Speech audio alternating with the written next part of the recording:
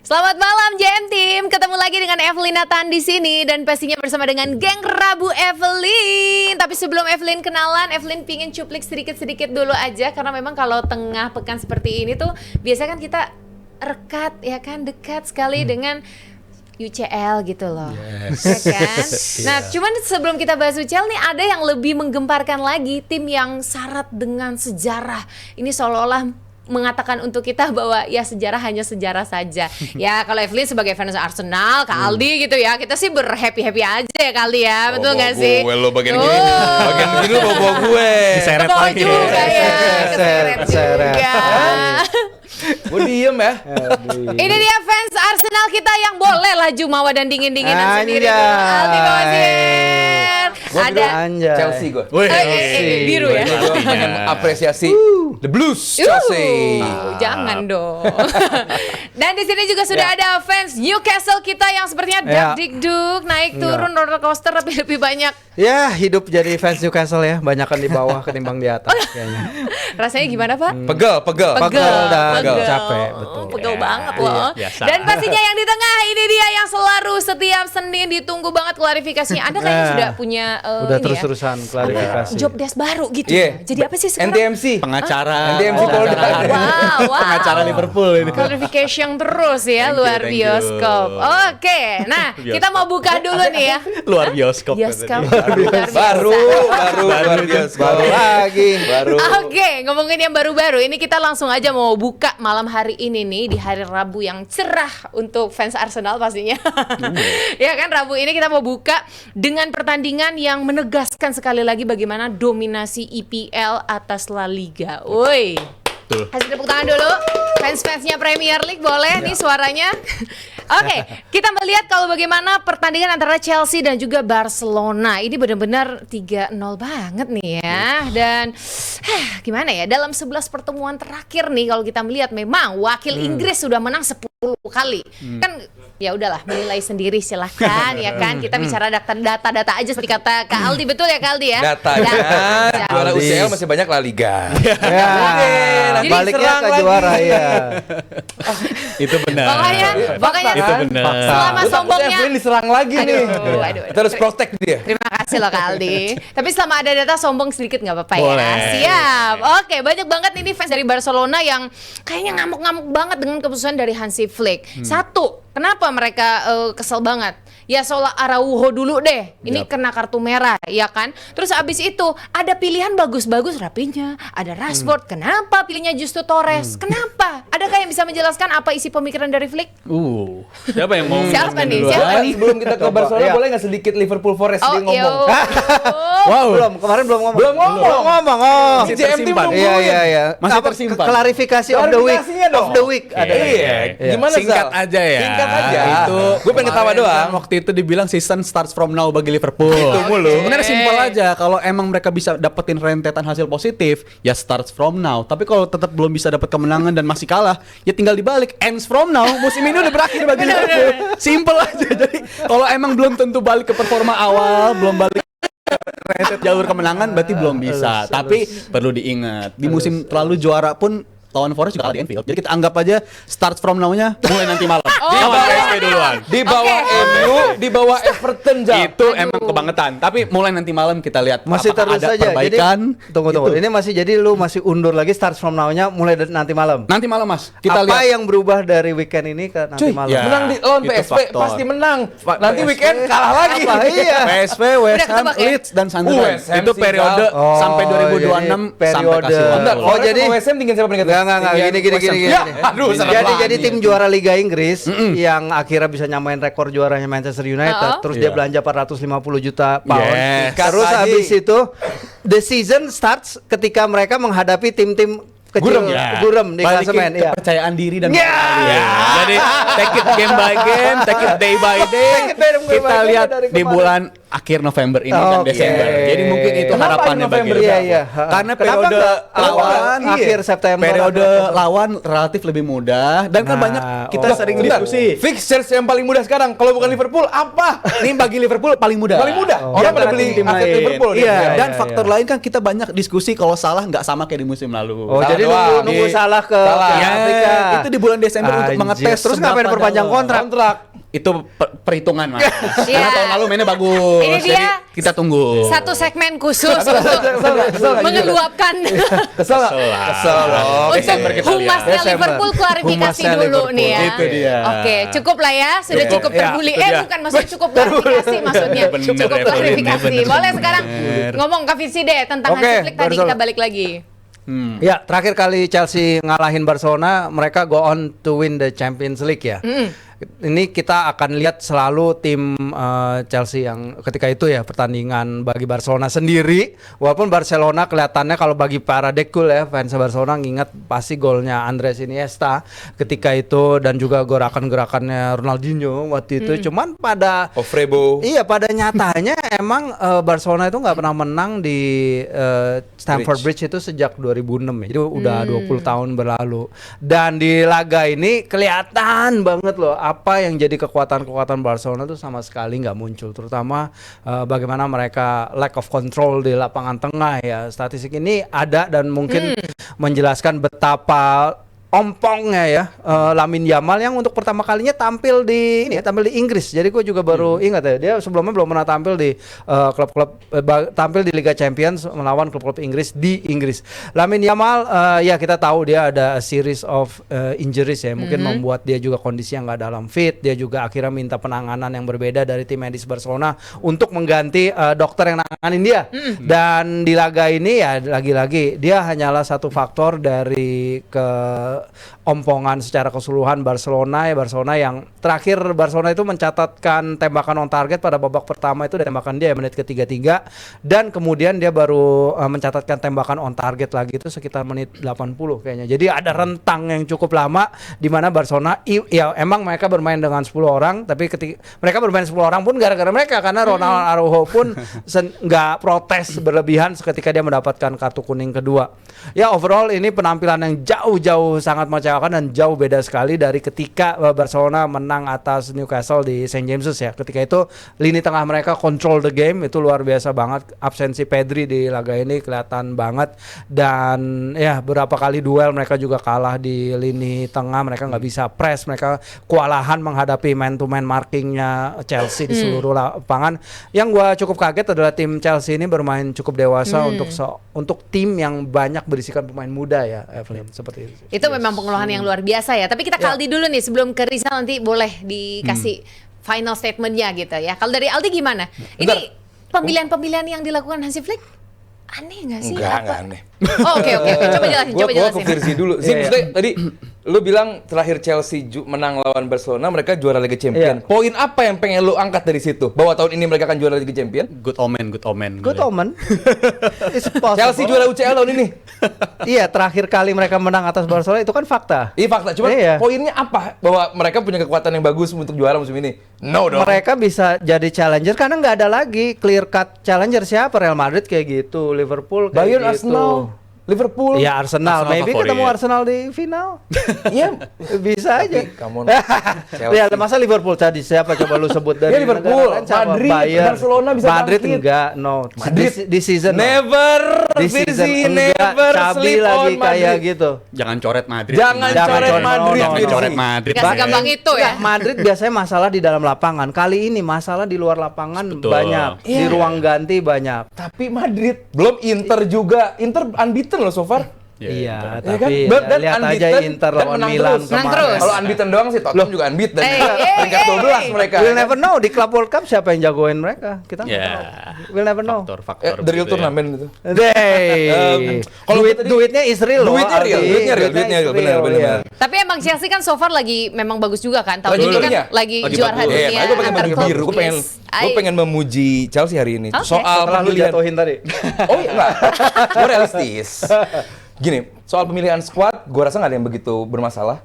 Oh. Waktu lawan di Liga 2 kemarin menghadapi Athletic Bilbao, kurang lebih di belakang Ya. gitu juga. Tapi the way they defense ini yang menjadi masalah banget. Dan Jadi bukan orangnya tapi caranya. yes, Oke. sekarang tadi Evelyn di awal kenapa Ferran Torres ini mainin padahal punya Rafinha dan Rafinha, juga iya. Rashford. kalau dia bikin gol gimana? Selesai. Di 4 menit pertama itu ya. Ah, itu dia tadi. Tadi Firzi mengatakan Lamine Yamal dapat menit Nggak masalah, shot. iya. Sebenarnya kalau di menit ketiga tadi Ferran Torres udah shotnya sangat Mata gol. terbuka kosong dan dibikin gol, gue rasa Chelsea akan kerepotan. Karena Chelsea dari tengah ke depan tadi gue setuju sama Firzi, cukup dewasa, cukup rapih, apalagi begitu Andre Santos masuk. Bagus banget Chelsea. Tapi sama, they can defend. Mereka nggak bisa bertahan dengan rapih. Chelsea nggak bisa mempertahankan situasi dipertahankan dengan cukup bagus. Defense line mereka gampang banget ke crack. Gampang banget ke crack. Tapi seorang Kukurea bisa marking seorang Lamine Yamal itu buat gue udah top notch. Yes. Ya udah. Apa hafal. mungkin mereka senegara juga gue nggak tahu. Jadi udah hafal saling kenal latihan di karakter timnas. masing-masing Yes, gitu ya. dan emang lu man to man sama Kukurea, lu bakal dibikin kesel. Yang spesial lagi sih sebenarnya ini kan Barca datang ke laga ini dalam rentetan 24 pertandingan mencetak gol ya. Dan ini di-stopin sama Chelsea dan juga Hansi Flick nggak pernah ngelatih di Liga Champions dan ngeliat timnya nggak mencetak gol. Ini adalah pertama kalinya juga bagi Hansi Flick. Dan kalau alasan Ferran kenapa dipilih bandingkan Rashford, Iya. sebenarnya Flick memberikan penjelasan sebelum pertandingan. Dia bilang Ferran lagi bagus formnya, Yes, setuju. dia habis bikin 2 gol contribution. Reward. Iya, reward dia untuk main dan Rashford juga lagi ingusan, lagi sakit. Oh. Jadi makanya dia nggak fit dan nggak dikasih waktu starter. Jadi nggak starter di laga ini. Itu dia ditanya kenapa pemilihan Ferran seperti itu. Sudah tepat pemilihan pemain dari Barcelona, terutama di pertandingan semalam ya. Tapi eksekusi pertandingannya emang menurut gua kurang bagus. Nggak bagus. Di pendekatan dari Chelsea juga oke untuk press from the front, itu pressing dari awal tuh juga udah oke pendekatan. Dan gue tadinya sebelum pertandingan mulai gue mikir Chelsea punya peluang kalau mereka nurunin setup permainan yang sama kayak di final lawan klub World Cup PSG dengan mainin Mario Gusto sebagai bek kanan dan Reece James digeser ke tengah. Itu setup big games yang paling cocok untuk mereka. Mungkin nanti gambaran lawan Arsenal bakal begitu juga setupnya nih ke gambar kayak begini. Tapi emang itu pendekatan game yang paling bagus. Dan kalau ngomongin Barcelona, gue rasa ini udah masalah yang sering kita lihat dan mereka paling blunder musim ini adalah memulai musim tanpa mencari pengganti dari Inigo. Menurut gue itu kondisi yang blunder banget, yang mana Araujo sejak bersama Hansi Flick dia udah bukan tipe back yang sama lagi menurut gue, dan dia kerap kali melakukan error-error yang merugikan di game-game besar kayak contoh lawan PSG 2 musim lalu dan pertandingan kemarin lawan Chelsea. Dan juga Barcelona menurut gue kalau sampai nggak bergerak di Januari untuk dapetin center back yang sepadan untuk menggantikan Inigo, menurut gue ini bakal jadi musim yang panjang bagi Barcelona dan juga Hansi Flick khususnya di Liga Champions. Sebenarnya ada yang bisa diutilize. Apa tuh? Itu Siapa? Martin. Geser ke tengah kayak Waktu lawan Athletic Bilbao, cukup bagus kemarin. Haha. Athletic Bilbao bukan tim jelek loh, tapi bisa clean sheet dengan defense line yang cukup rapi. Dan saat lu mau main high defensive line seperti yang Hansi Flick pengen, seorang Martin ini juga cukup oke gitu loh. Jadi buat gua udah cukup lama lah bilang Araujo bukan level dan nggak akan ada di levelnya Barcelona. Nggak akan ada. Udah terlalu buruk ini pemain. Ini pemain jelek, pemain bukan world class, dan gue bingung kenapa dia jadi kapten di Barcelona. He's not even decent player. Wow. Ini pemain yang terlalu buruk untuk dimainkan oleh tim sebesar Barcelona. Dan apa yang dia lakukan di luar kartu merah, week in week out, hampir sering, beberapa pekan lalu yang bikin gol kalau nggak salah dia. Aha. Cuman It's not about goal ya. untuk defense line, dia terlalu reckless, dia terlalu banyak kecerobohan yang meninggalkan lubang di belakang, dan itu nggak boleh untuk tim yang set up defense rapi Barcelona. Karena apa? Lu bermain high defensive line, saat ada satu yang bolong, itu akan mudah dimanfaatkan oleh lawan. Di luar Athletic Bilbao kemarin, hampir semua tim bisa memanfaatkan yang di belakang dari Barcelona. Hampir semua tim. Oke, itu strong statement banget. Gimana? Kalau menurut kalian, JM Team, kalian setuju nggak sama yang tadi disampaikan oleh Aldi itu? Katanya bahwa Araujo ini tidak Not a good player. selevel dengan Barcelona dan juga kenapa jadi kapten gitu ya. Nah, itu strong statement banget. Silakan langsung berkomentar aja ya. Nah, kita berpindah sedikit ke Chelsea gitu ya, Oke. karena memang banyak sekali yang bisa kita apresiasi dari Chelsea. Salah satunya Estevao. Bisa dibilang dia punya bakat istimewa nggak sih? Dan apakah sudah seharusnya Maresca ini memainkannya setiap pekan? Coba. Gue bilang dia emang istimewa ya. Dari awal musim kita udah ngeliat setiap kali dia dikasih kesempatan dia selalu bisa perform. Lawan West Ham dia perform juga. Lawan Liverpool sebagai pemain pengganti nyetak gol kemenangan juga Estevao itu. Dan tiap kali dia setelah itu dapat starter, dia selalu nggak nyanyain gitu. Dia selalu dapat kesempatan untuk membuktikan dirinya kalau dia salah satu talenta yang emang paling bersinar di top Liga Eropa mungkin di musim Yes. ini. Dan gue bilang Sampai dipanggil ST Wow. ST wow. Wow. Pas kali ya, pas buat dia dan kondisi. STJ. Benar, kepikiran ke sana tuh jadi ya. Hey. Kalau kita lihat tim ini untuk gantiin peran STV, maksudnya untuk mendapatkan peran kayak itu kan nggak gampang. Dia harus menyingkirkan iming-iming menggantikan peran dari Cole Palmer yang kita tahu adalah pemain paling krusial yang dimiliki Chelsea oleh musim lalu. Mungkin bisa dikatakan seperti itu dan dia muncul di tim ini dan seakan-akan kayak nggak pernah hilang terlalu lama gitu di tim ini. Bukan kayak pemain baru untuk pemain berusia 18 tahun ini. Jadi beruntung banget Chelsea. Gua kali ini harus mengapresiasi tim rekrutmennya ya. Di musim ini kayaknya on point semua pembelian mereka dan ini salah satu pembelian yang smart signing dan sekaligus bisa mengotak-atik posisi tuh. Dengan hadirnya dia, Pedro Neto juga bisa digeser ke area tengah kayak pertandingan semalam lawan Barcelona. Jadi ini pembelian yang emang ST wow banget. ST wow banget. Kalau lo bisa mengapresiasi gua tahu arahnya pembelian ini. yang bagus, apa sih pembelian yang nggak bagus itu? Lagi ya, mari kita selamatkan Rizal kali ini. Kita selamatkan Rizal dulu. Nah, ini Yang kita Isak akan ya, Isak ya. Oke. kita akan ke Ketawa tapi Firzi. ada air mata. Kak Firzi boleh nggak abis ini menjelaskan dulu karena ini Siap. beberapa pihak juga merasa bahwa gol ketiga yang dimiliki oleh Chelsea ini yang dilakukan oleh Delap ini ada yang bilang oh itu harusnya offside, ada yang bilang enggak. Nah, tolong dijelaskan kenapa itu jadinya nggak offside coba. Kak Firzi. Langsung nggak?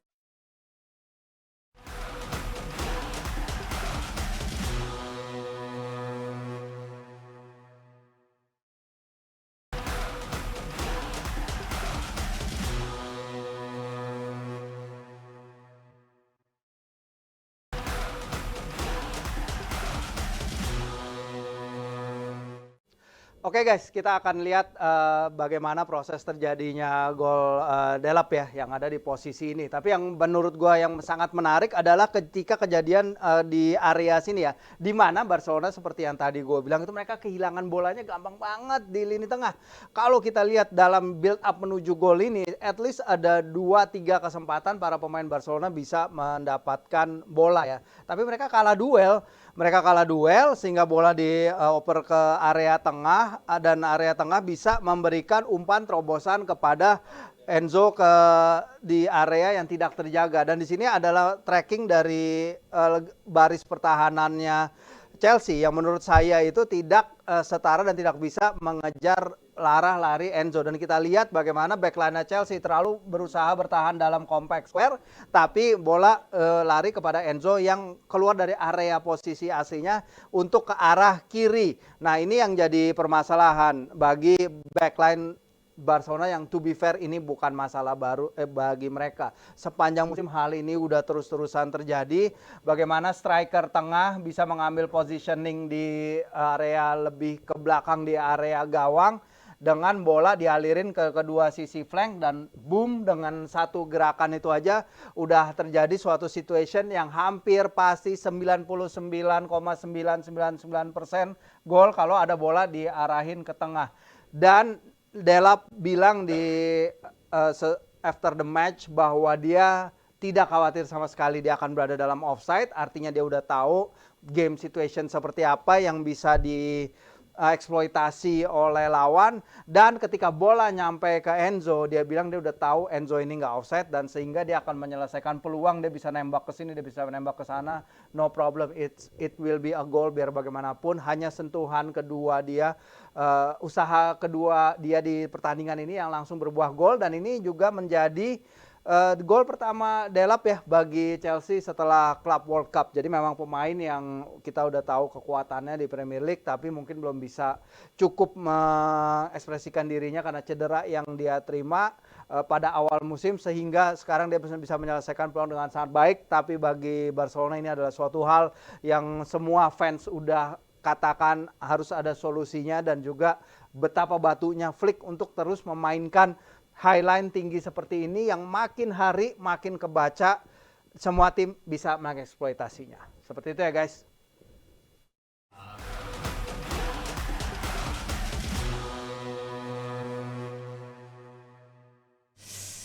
Ya, ini menjadi sebuah rekor juga ya untuk Delap ya. Akhirnya dia bisa membuat gol pertama dari Delap ini.